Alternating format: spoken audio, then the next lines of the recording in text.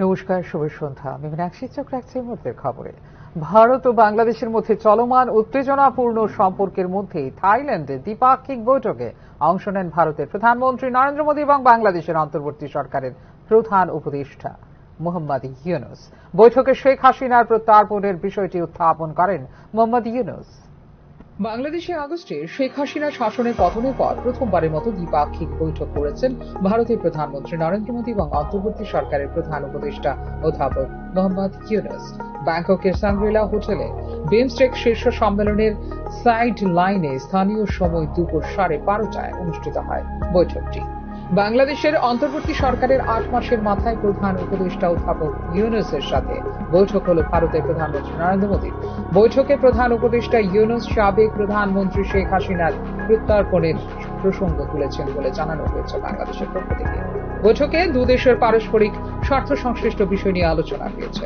প্রধান উপদেষ্টা বৈঠকে শেখ হাসিনার প্রত্যার্পণ, ভারতে বসে শেখ হাসিনা বিভিন্ন আক্রমণাত্মক মন্তব্য করছেন সেসব বিষয়ে কথা বলেছেন বলে শুক্রবার এই বৈঠকের পর সাংবাদিকদের বলেছেন প্রধান উপদেষ্টার প্রেস সচিব শফিকুল আলম। এছাড়া সীমান্ত হত্যা, গঙ্গা চুক্তি নবায়ন এবং তিস্তা নদীর জল বন্টন নিয়েও কথা হয়েছে বৈঠকে, জানিয়েছে বাংলাদেশ। গত কয়েকদিন ধরে প্রতিবেশী দুদেশের শীর্ষ নেতার বৈঠক নিয়ে আলোচনা ছিল বাংলাদেশ এবং ভারতের গণমাধ্যমে।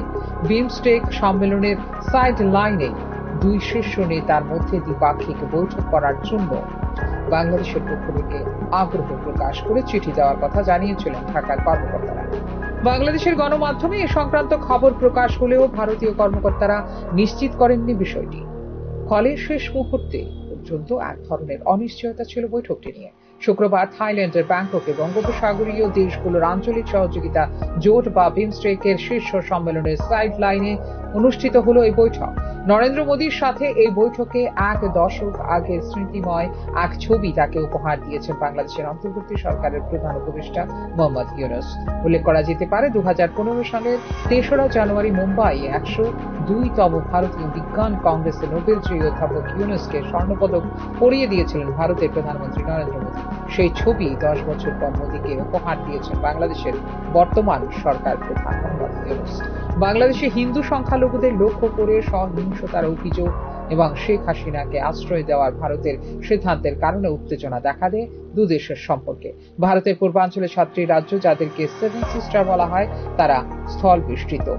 সমুদ্রে পৌঁছানোর কোনো উপায় তাদের নেই। আমরাই এই অঞ্চলের জন্য সমুদ্রের একমাত্র অভিভাবক। তাই এটি চীনা অর্থনীতির একটি সম্প্রসারণ হতে পারে বলে সম্প্রতি চীন সফরে গিয়ে মন্তব্য করেছিলেন মোহাম্মদ ইউনূস। বিষয়টি নিয়ে বাংলাদেশের অন্তর্বর্তী সরকারের তীব্র সমালোচনা করে ভারতের রাজনৈতিক মহল। ভারত ও বাংলাদেশের মধ্যে আরেকটি উত্তেজনাপূর্ণ বিরোধ হল সাম্প্রতিক মাসগুলিতে উগ্র ইসলামপন্থীদের দ্বারা হিন্দুদের উপর আক্রমণ, সন্ন্যাসীদের গ্রেপ্তার এবং ইস্কন সহ মন্দিরগুলিতে ব্যাপক ভাঙচুরের ঘটনা। বে of Bengal initiative for multi-sectoral technical and economic cooperation বা বিমস্টেক হল দক্ষিণ এশীয় এবং দক্ষিণ পূর্ব এশিয়ার 7টি দেশের একটি আঞ্চলিক সংস্থা, যার মোট জনসংখ্যা 1.73 বিলিয়ন এবং সম্মিলিত জিডিপি 5.2 ট্রিলিয়ন মার্কিন ডলার। থাইল্যান্ড এই গ্রুপের বর্তমান চেয়ারম্যান। 2018 সালে নেপালের কাঠমান্ডুতে 4র্থ বিমস্টেক শীর্ষ সম্মেলনের পর বর্তমান শীর্ষ সম্মেলনটি ছিল নেতাদের প্রথম সরাসরি বৈঠক। ফিউরো রিপোর্ট, নিউজ নাও।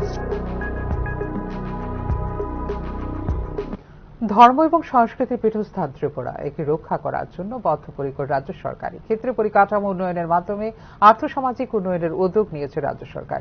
ব্রহ্মকুণ্ড মেলার আনুষ্ঠানিক উদ্বোধনে এমনটাই জানালেন মুখ্যমন্ত্রী ডাক্তার মানিক সাহা। ধর্ম এবং সংস্কৃতি পীঠস্থান ত্রিপুরা, সেক্ষেত্রে পরিকাঠামো উন্নয়নের মধ্য দিয়ে রাজ্যের আর্থসামাজিক উন্নয়নের উদ্যোগ নিয়েছে রাজ্য সরকার। সাধারণ মানুষের মধ্যে আবার সরকারের বার্তাও দিতে চাইছে রাজ্য সরকার। শুক্রবার সিমনায় ব্রহ্মকুণ্ড মেলার আনুষ্ঠানিক উদ্বোধনে এমনটাই জানালেন মুখ্যমন্ত্রী ডাক্তার মানিক সাহা। রাজ্যের সংস্কৃতিকে রক্ষা করার জন্য ব্রহ্মকুণ্ড মেলার মতো গুরুত্বপূর্ণ স্থানগুলোর রক্ষণাবেক্ষণে বাজেটে অর্থ বরাদ্দ করা হয়েছে বলেও এদিন জানিয়েছেন মুখ্যমন্ত্রী। এক্ষেত্রে ব্রহ্মকুণ্ড মেলা প্রাঙ্গণের উন্নয়নের জন্য 14 কোটি টাকা বরাদ্দ করা হয়েছে বলে জানিয়েছেন মুখ্যমন্ত্রী।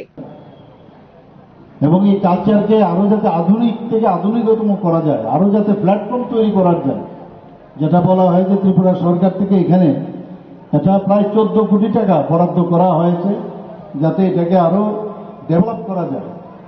সর্বত্র এবার বাজেটও আপনারা দেখেছেন, আমরা যেভাবে এবার বাজেট আমরা বাড়িয়েছি গত বছরের তুলনায়, ইনফ্রাস্ট্রাকচার যাতে ডেভেলপ হয়, ইনফ্রাস্ট্রাকচার ডেভেলপ করলে মানুষও বাইরের থেকে আসবে, পর্যটন ক্ষেত্র হিসেবে এটা একটা চিহ্নিত হবে, বাইরের থেকে মানুষ আসবে, আসলে এখানে ব্যবসা বাণিজ্য বাড়বে, কর্মসংস্থানের সুযোগ বাড়বে।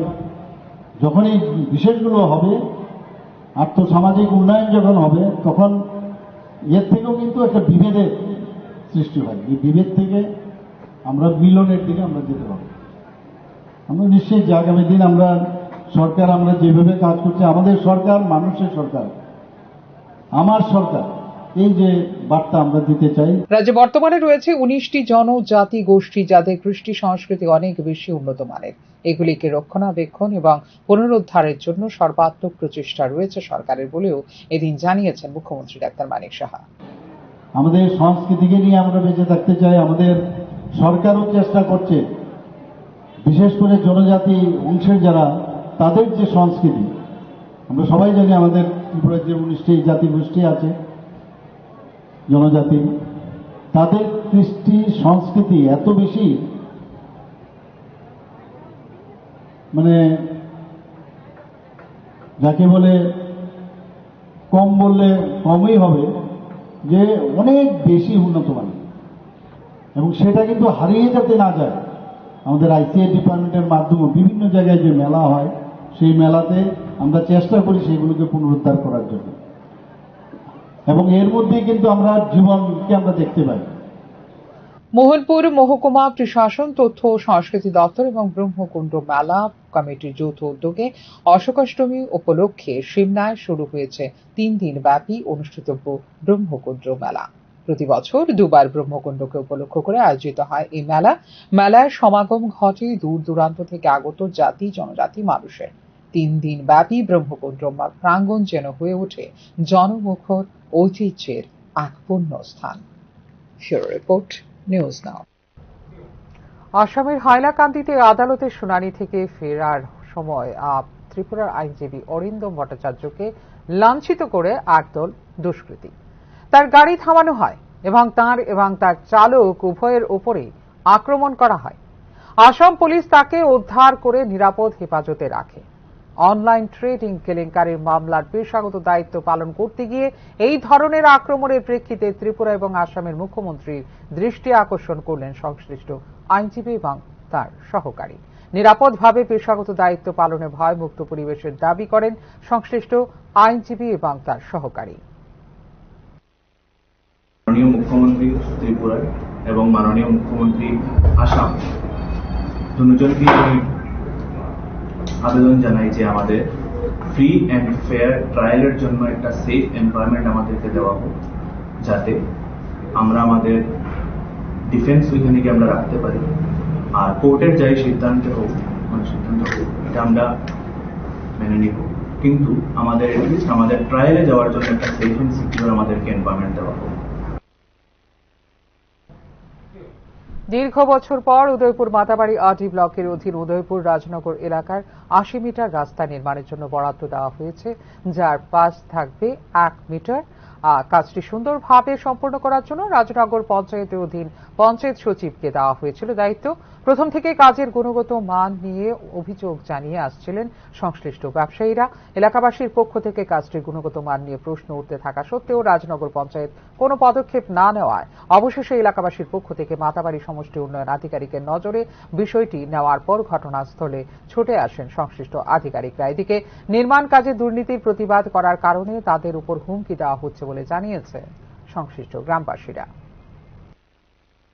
কাজ আছে দিনটা 2 নম্বর এরকম করতেছে। আমরা গ্রামের কাজ পঞ্চায়েতে আমরা যে নেতা আছে বাড়ি ঘরের পাড়ার, তারা কিতা করছে কামটারে কোনো মতো দাফা সাফা দিয়া কামটারে কেমনে 2 নম্বরই করেছে কামটা কেন উঠে দিতে তারা এই চিন্তা করছে।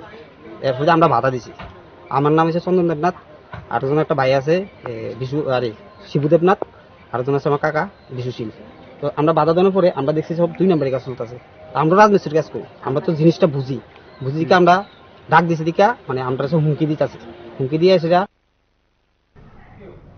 এখনকার মতো এই মুহূর্তের সংবাদ এই পর্যন্ত। অন্যান্য আপডেটস দেখার জন্য অবশ্যই নজর রাখতে হবে নিউজ নামের পর্দায়। নমস্কার।